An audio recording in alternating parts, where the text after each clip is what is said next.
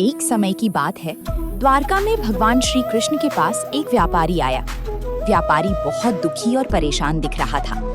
उसने रोते हुए श्री कृष्ण के चरणों में प्रणाम किया और कहा, हे वासुदेव, मैं अपनी जिंदगी से बहुत परेशान हूँ। शहर का एक बहुत बड़ा धनवान व्यक्ति मुझे हर दिन नीचा दिखाता है, मेरे व्यापार में अड़चने डालता है और मुझे बिना किसी वजह से रुलाता है।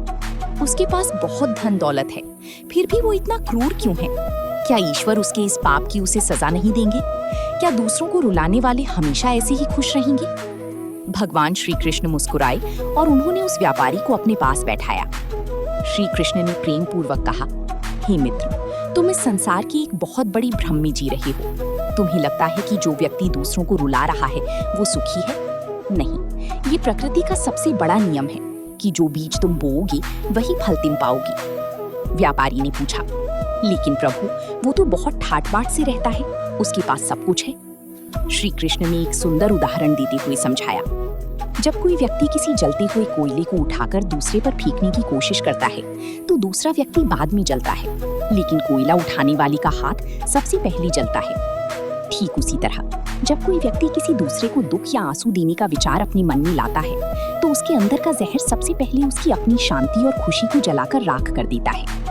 श्री कृष्ण ने आगे कहा, जो दूसरों को रुलाता है उसके पास धन दौलत हो सकती है, समाज में नाम हो सकता है, लेकिन उसके पास कभी मन की शांति नहीं हो सकती।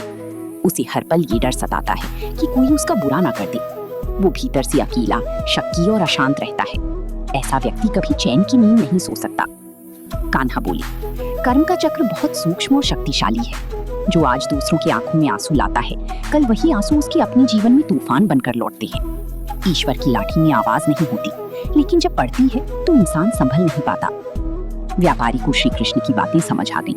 उसने पूछा, तो प्रभु, मुझे अब क्या करना चाहिए? श्री कृष्ण ने उत्तर दिया, तुम उसकी दुष्टता का जवाब अपने दुख से मत दो। तुम अपने कर्म धर्म पूर्वक करो।